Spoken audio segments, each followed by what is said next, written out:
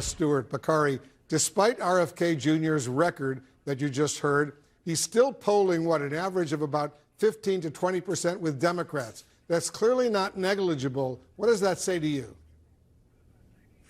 Well, I would actually say it is negligible, Wolf. I think when you have someone who is president of the United States like Joe Biden, who's polling about 85%, and you have RFK Jr. just barely tipping the scale, you know, it's not much of a heavyweight battle, to say the least.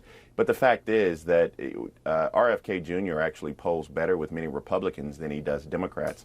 And what you saw today was the equivalent of someone's drunk uncle. I mean, the racism, the anti-Semitism, the fact that he seems disconnected from even who he was, all of these pose a problem. And the only way that you have to fact check RFK Jr. is with his own words. I said it once, I say it again, you know, this apple not only fell far from the tree, but it rolled onto another orchard. This is not the Robert Kennedy that we knew. He doesn't look to be the Kennedy family that many Democrats know, and he's more popular with Republicans than he actually is with Democrats. Alice, should Republicans be giving him a platform?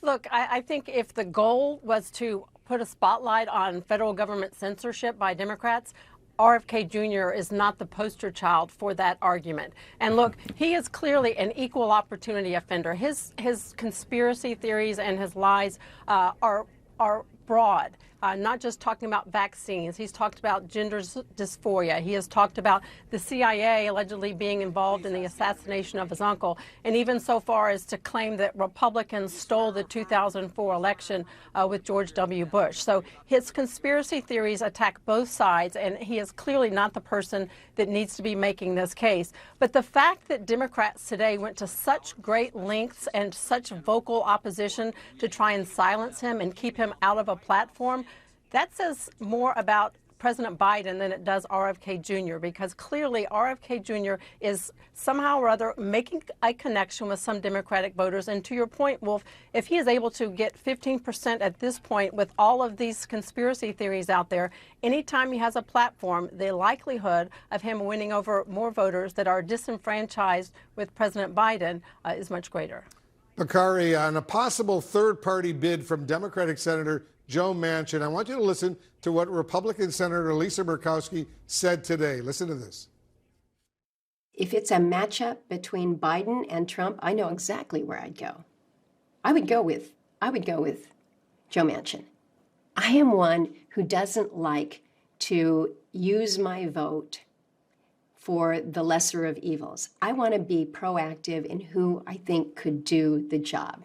I think Manchin could do the job. But will our system allow for that? That I don't know.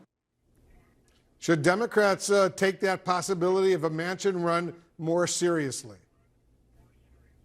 First of all, I don't know anybody who believes Senator Murkowski. I think that she is probably not being totally honest about that. We know that if the question for Senator Murkowski is between Donald Trump and Joe Biden, she will choose not Joe Manchin, but she will choose to support and prop up Donald Trump.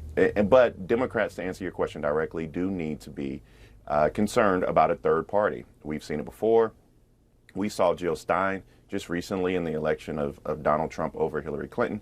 We've seen the role that third parties can play. But my just warning lights to Democrats would not be to be concerned about Joe Manchin or RFK Jr.